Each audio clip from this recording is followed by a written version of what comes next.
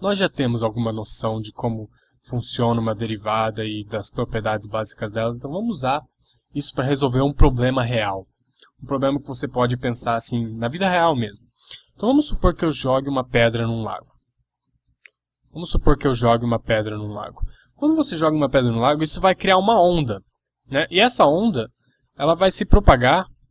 Se você pensar aqui na onda se propagando quando eu jogo a pedra no lago, ela se propaga como se fossem círculos se propagando nesse meu lago, certo? E são círculos onde o centro desse círculo é exatamente onde eu joguei a minha pedra, certo? Se você conseguir imaginar assim, a onda se propagando, né?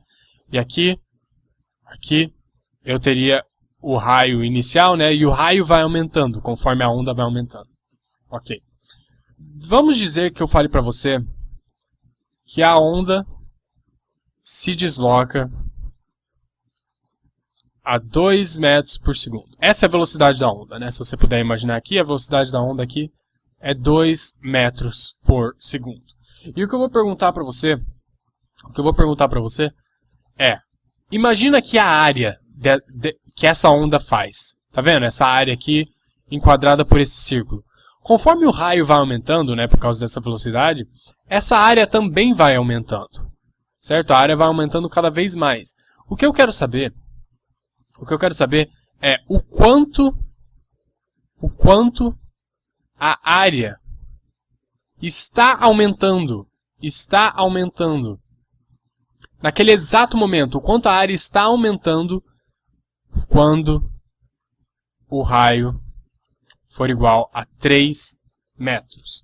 Agora, é muito importante, eu não quero saber qual é a área. Quando o raio é 3 metros. Eu quero saber o quanto ela está aumentando. Certo? Eu quero saber exatamente o quanto que a área está aumentando exatamente no momento 3 metros.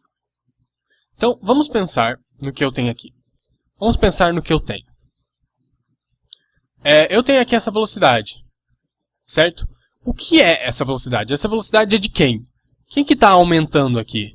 Bem, é o raio, né? Antes o raio era aqui pequenininho. Depois o raio fica grande. Depois o raio fica maior ainda. É esse raio que está aumentando. Essa velocidade aqui é do raio. Então, se eu puder escrever essa velocidade com uma outra fórmula, eu posso escrever que essa velocidade aqui é a variação do meu raio pela variação do tempo. Não é?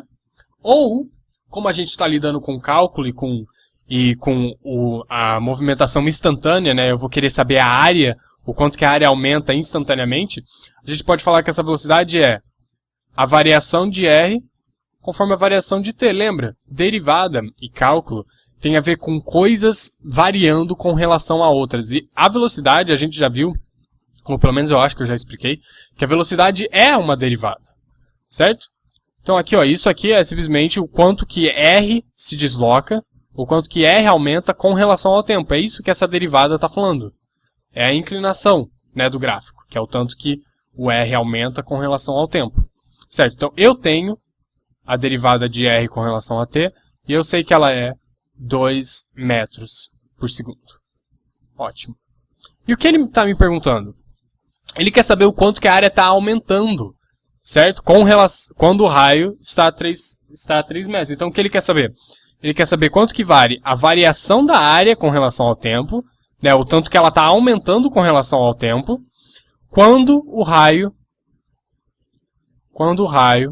for igual a 3 metros. É isso que ele quer saber. Ele quer saber o tanto que a minha área está aumentando. Ele quer saber a variação instantânea. Então ele quer saber a derivada, que seria a inclinação, né? Certo? Então, vamos pegar aqui a fórmula da área para fazer esse exercício. Qual seria a fórmula da área? Bem, se você pensar aqui, essa área aqui é um círculo, né? Essa área é um círculo. E como é que calcula a área de um círculo? Bem, você calcula a área de um círculo fazendo π r ao quadrado. Certo? Mas eu não quero a área. Eu quero a derivada da área com relação ao tempo. Né? Porque essa área aqui ela está mudando com relação ao tempo. Ela fica cada vez maior. Então, o que eu faço? Eu simplesmente multiplico a derivada com relação ao tempo pelos dois lados. É exatamente isso que a gente vem fazendo nos últimos vídeos aí de derivada. Eu multiplico a derivada do tempo nos dois lados. E o que eu vou ter aqui? Pensa. A área não é uma função de R, certo? E R, se você pensar, R é uma função do tempo. Então, eu estou fazendo a derivada de uma coisa que é uma função de outra. Então, qual regra que eu tenho que usar para fazer? Eu tenho que usar a regra da cadeia. E vamos relembrar aqui a regra da cadeia. A regra da cadeia vai me falar que nesse caso, né? Aqui, ó, fazendo essa parte aqui, vai ser a derivada da área com relação ao tempo. Vai ser a mesma coisa, a regra da cadeia. Regra da cadeia. O A é uma função do raio. Então, primeiro eu faço a derivada do termo de dentro, de fora, que vai ser a derivada da área com relação ao raio. Né? Isso aqui seria a derivada do termo de fora. E eu multiplico isso pela derivada do termo de dentro. Pela derivada do termo de dentro, ou seja, pelo tanto que o raio muda com relação ao tempo. Né? Porque eu não quero tudo com relação ao tempo. E se você pensar nesses desenhos aí como se eles fossem números extremamente pequenos, você pode imaginar como isso dá certo, né? Porque dá para eu cancelar esse dr com esse dr e daí eu volto aqui na minha derivada da área com relação ao tempo, né? Isso aqui é só a regra da cadeia. Isso aqui é só a regra da cadeia, não é nada complicado. Então deixa eu reescrever isso.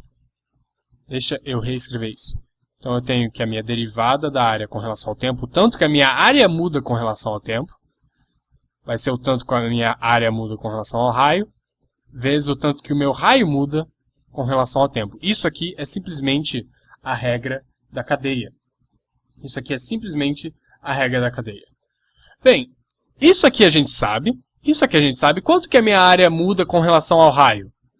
Bem, ela muda 2πr. Não é? Pensa. Faz a derivada da área com relação ao raio. Né? A área não é πr ao quadrado? Certo? Se eu fazer a derivada disso com relação ao raio, como é que faz? Bem, isso aqui é simplesmente a regra do expoente, né? Eu pego esse 2 e passo multiplicando.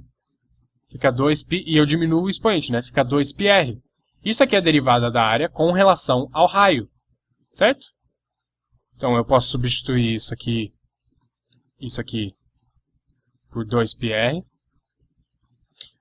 E qual é a minha derivada do raio com relação ao tempo? Bem, eu já tenho aqui. Eu já dei. Isso aqui é a velocidade, é o tanto que o meu raio aumenta. É o tanto que o meu raio aumenta com relação ao tempo. Isso aqui é 2. Né? E tudo isso é igual à derivada da área com relação ao tempo. Então eu fico que a minha área muda 4πr. Isso aqui é uma fórmula, eu quero que você entenda o que é isso aqui. Conforme essa onda vai se propagando, a área que está dentro dela, né, encapsulada por ela, vai aumentando. Não vai? Ó, a área antes era aqui bem pequena, daí ela vai aumentando conforme essa minha onda vai se propagando. Isso aqui é o tanto que a minha área aumenta, né? É a variação da minha área, esse dA aqui é a variação da minha área com relação ao tempo. Né? E isso aqui é uma fórmula que eu posso escrever, que a gente viu que é 4πr. Certo? E o que o exercício estava perguntando? Ele estava perguntando isso quando o raio era 3, né? Então vai ficar 4π vezes 3, que é a mesma coisa que 12π. Certo? Então, o que é esse 12π? O que é esse 12π? Esse 12π está me falando que quando o raio é 3, a minha área está aumentando. Ela está aumentando de um valor de 12π. Certo? Se antes ela era tipo 3, ela está aumentando um valor de 12π, ela vai ficar 15π. Ela não está 12π nesse momento, ela está aumentando com o valor de 12π. Isso aqui é uma variação, né? É uma inclinação. Né? Inclinação e variação são iguais. Inclinação é no gráfico, variação é quando você analisa na vida real. Certo? Eu espero não ter confundido você muito com esse exercício. A gente vai fazer mais alguns e eu acho que vai dar para entender certinho como funciona essa ideia. Então eu vejo vocês na próxima apresentação.